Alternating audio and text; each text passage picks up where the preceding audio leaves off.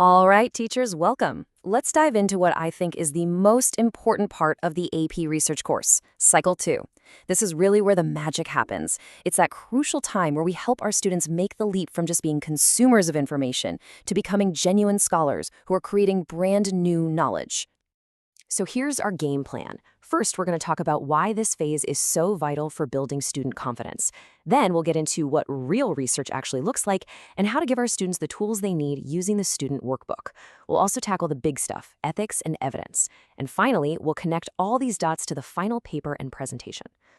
Okay, first up, the foundation for success. I absolutely love this subtitle, Building the Runway for Student Success, because that's exactly what this is. This isn't just another unit. It's the groundwork, the essential runway we have to build so their big research projects can actually take flight later in the year. You know, this is such a massive shift for our students. We're asking them to change their whole mindset, from just soaking up information to actually producing it. Our job right here and right now is to frame this as an incredible opportunity for them to find their inner scholar and build the confidence they're going to need to see this thing through. So how do we help them make that huge leap? Well, it all starts by making a really clear distinction for them. We have to define what capital R research actually is and get them to move from just searching for stuff to actively creating something new. This slide just nails the difference. Over on the left, you've got little r research. That's what they've been doing their whole lives, right? Finding sources, reporting what's already out there. But what we're aiming for is over here on the right, capital R research.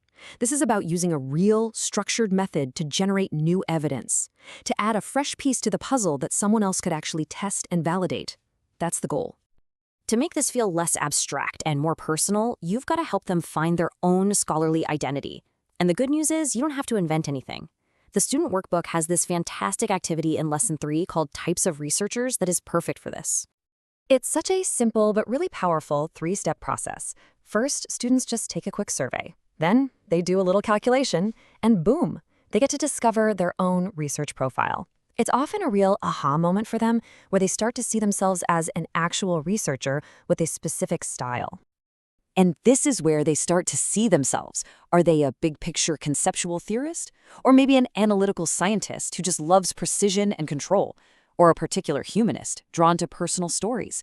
Maybe a conceptual humanist who wants to use knowledge to make the world better? Once they identify their type, finding a project they're passionate about gets so much easier. Okay, so once they have a sense of who they are as a researcher, it's time to arm them with the right tools. Now we're going to talk about building their research toolkit, and we're starting with a cornerstone skill, the annotated bibliography. It's so much more than just a list of sources. We know the annotated bibliography is a total game changer.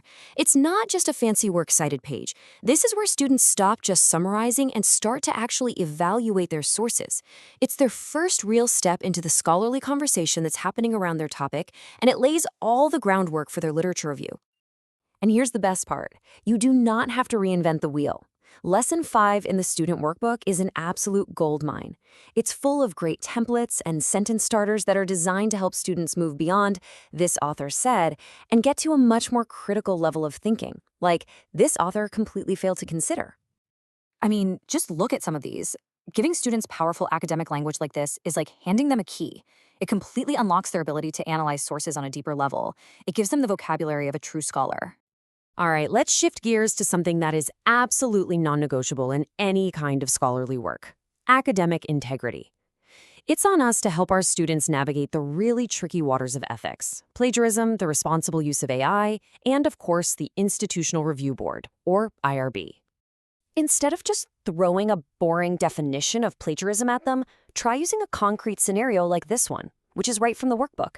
Just pose this question to your class and watch what happens. It sparks a much better, much more real conversation than any lecture ever could.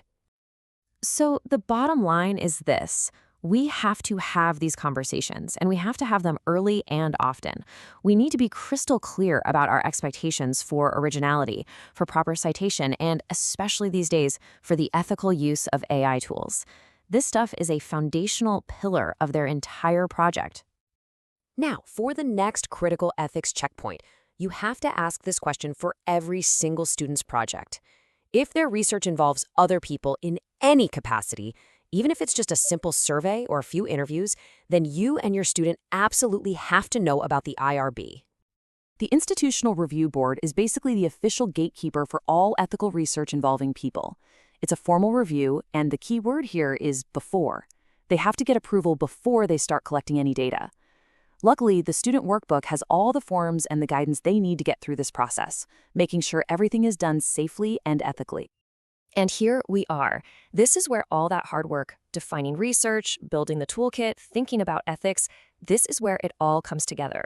Every single one of those skills feeds directly into the two biggest assessments of this course, the paper and the presentation. That 4,000 to 5,000 word academic paper can sound incredibly intimidating to a high schooler. The best way to demystify it is to break it down into these core parts. Show them how each section lines up with the skills they've already been working on. Even better, show them how these parts map directly to the scoring rubric. It makes the whole thing feel so much more achievable. Honestly, one of the most effective things you can do is make the target crystal clear. The student workbook has exemplar papers. Use them. Go through them with your students, with the official rubrics for the paper and the presentation of oral defense right in front of you. Actually scoring those papers together shows them exactly what success looks like. It's a huge confidence booster. And finally, after all the talk about rubrics and deadlines and word counts, it's so important to bring it all back to this.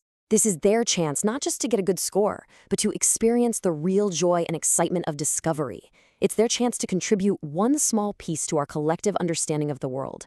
And what could possibly be cooler than that?